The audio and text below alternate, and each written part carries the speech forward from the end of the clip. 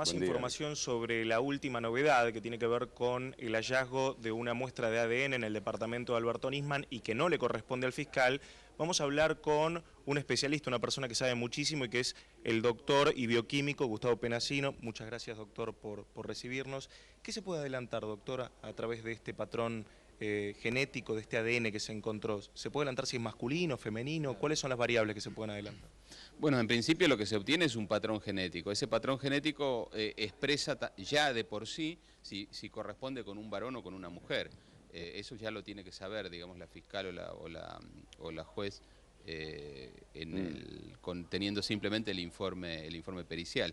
Y luego la segunda parte es la comparación de ese patrón genético que aparece contra individuos que los investigadores supongan que pueden tener alguna relación. Puede ser alguien que ya admitió que está que estuvo en el lugar. Eso ocurre habitualmente. O sea, se comienza analizando a todas aquellas personas que admitieron haber estado en ese lugar. Y si ese patrón después no corresponde con ninguno de ellos, bueno, se busca alguna otra alternativa. Pero eso todo depende de los investigadores.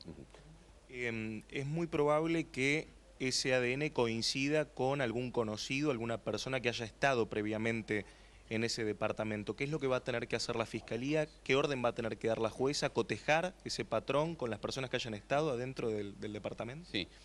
Lo habitual en estos casos, por supuesto que todo esto depende de lo que la jueza decida, o la fiscal también puede hacer sus pedidos, pero desde lo técnico lo que podemos decir es que lo que se hace es tomar hisopados bucales de todas las personas que pudieron haber estado en ese lugar.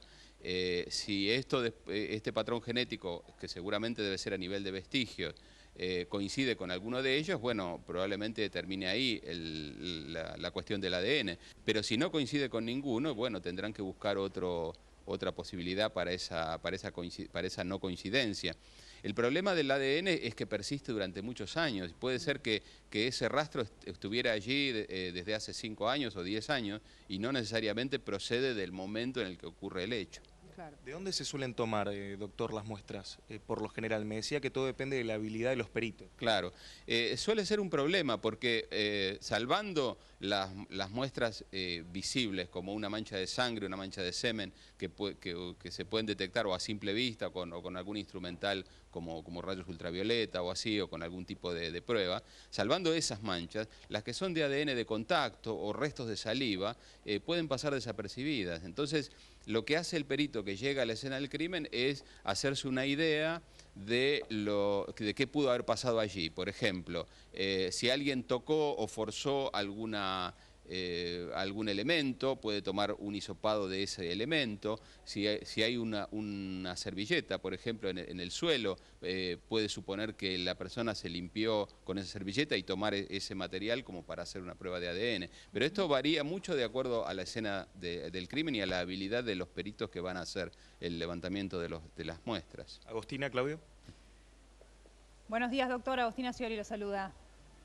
Hola, ¿qué tal? ¿Cómo está?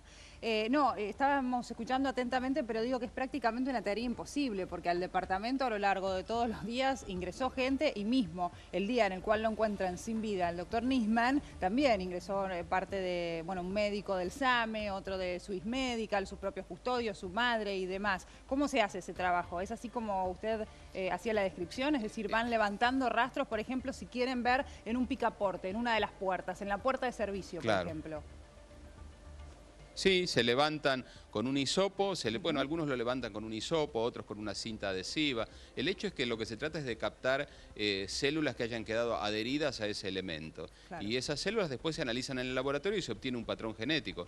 Pero como decíamos antes, esto no implica que tenga una relación con el hecho que se investiga. Claro. Sí. Y sobre todo cuando entró mucha gente al lugar, como ocurrió en este caso, va a ser complicado encontrar si coincide con alguno de ellos o si pudo haber tenido alguna relación con el hecho que se está buscando. Doctor Penasino, buen día. Claudio Rigoli. ¿Qué tal? Hablamos recién, hace algún momento con Mauro Zeta también, que la jueza ha dispuesto esta medida más como una medida de descarte, como diciendo, bueno, es Lagomarsino que estuvo ahí, pertenece a Lagomarsino, listo, se acaba el misterio. Porque Lagomarsino ya admitió que había estado en 2 oportunidades el sábado allí en el departamento. Y ya se sabe que, si bien no se ha dicho oficialmente, que el invitado, mejor dicho, a que se extraiga una muestra de ADN ha sido Lagomarsino, por lo tanto el ADN encontrado allí es masculino, concretamente. Claro, los peritos han determinado previamente que es un ADN masculino, con lo cual limitaría la búsqueda solamente a varones. Doctor, a ver... de todas maneras, el problema es si no coincide. Claro, el problema, claro, ahí se complica más. Claro. Porque habría que citar a todas las personas, desde el personal médico, personal de prefectura, de Policía Federal, que estuvieron presentes en el lugar, a la mamá misma. Bueno, a la mamá no, por si determinaron que es masculino, ya no. Por eso. Ahora, pero... en función a eso, ¿se suele, por prevención de alguna manera, tomarle muestras de ADN a aquellos que ingresaron en los primeros momentos a una escena de un crimen o de una muerte sospechosa? Es una práctica habitual. Todos los que estuvieron en la escena del crimen antes de la toma de muestra que hacen los peritos, tienen que donar su muestra y hacer un estudio por las dudas que aparezca esta situación, ¿no? Sí, Doctor, es habitual hacer eso. A ver, algunas preguntas para entender cómo uno va dejando rastros genéticos por donde transita en la vida. Si yo tomo el picaporte de una puerta para abrirla, normalmente, sin hacer fuerza ni nada, ¿ahí queda rastros o quedan células mías en ese picaporte o no? ¿O puede que sí o puede que no? Es aleatorio, exactamente. Puede que quede como puede que no. Si uno fuerza un elemento, lo más probable es que quede algún rastro, alguna célula de descamación. Ahora, si simplemente lo toca, puede que no. Pero tampoco es algo que uno lo puede saber de antemano, ¿no? Es aleatorio, claro. Puede ocurrir o no. Y las condiciones del cabello, por ejemplo, sabemos que los seres humanos perdemos cierta cantidad de cabello por día. Ese cabello que cae naturalmente, cae al piso, ¿esa porción de cabello es suficiente para lograr un ADN completo? Puede no ser suficiente el cabello caído naturalmente, pero en cambio sí cuando se trata de pelos con bulbo. Lo típico es un cabello en la mano de una víctima de un delito. Ese cabello arrancado seguro que tiene mucho ADN, claro, tiene bulbo piloso. Ahora, el pelo que se cae naturalmente a veces puede quedar sin suficiente ADN. A veces hemos tenido resultados y a veces no. Eso no tiene nada que ver con la extensión del cabello, si es el cabello de una mujer, por ejemplo, que tiene 10, 20 centímetros, o tiene 2 centímetros el cabello de un hombre, por ejemplo. La extensión no influye. No, el bulbo piloso es lo que más ADN tiene. Prácticamente todo el ADN del pelo está concentrado en lo que llamamos raíz o bulbo piloso. Cuando usted hablaba de que es relativo encontrar ADN cuando uno toma un objeto, estaba recordando la prueba que hicieron para ver si había ADN de Nisman en el arma y aparentemente, según los primeros resultados, decían que no.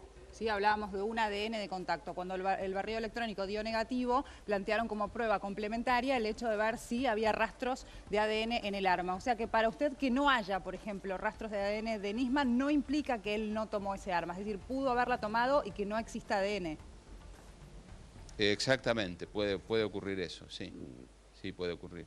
Esta es la diferencia del ADN se puede encontrar en cualquier lugar, doctor, en una superficie lisa como una superficie porosa. Sabemos que la huella digital necesita una superficie totalmente lisa para que quede registrada porque, por ejemplo, las empuñaduras de un arma de fuego, que generalmente son porosas o no son superficies planas y lisas, allí no se encuentran huellas digitales. Se puede encontrar ADN, pero no una huella digital.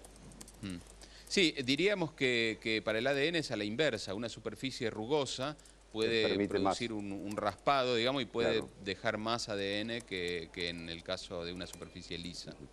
El gran inconveniente es saber cuándo ese cabello cayó en ese lugar, en qué fecha, o esa gota de saliva, o cualquier otro elemento, o esa escamación, digamos, concretamente, cuándo quedó registrada en el lugar, ¿no? Esa antigüedad no se puede determinar. Eso desde el ADN es imposible. Uno puede, si es una mancha visible, puede suponer que es antigua o no, de acuerdo al aspecto que tiene esa mancha. Una mancha de sangre, por ejemplo, se puede determinar algunos días nada más la antigüedad. Pero a ver. Sí, exactamente. Uno lo piensa desde un punto de vista visual, no desde el ADN. Una vez que yo obtengo el patrón genético ya no puedo decir si ese patrón procede de una mancha reciente o de una mancha que tiene años. Sí, son cosas distintas, claro. Bien. Bueno, doctor, muchísimas gracias por aclararnos todos estos puntos. No, de nada. Gracias, Hasta Nico, luego. también. Gracias, Nicolás.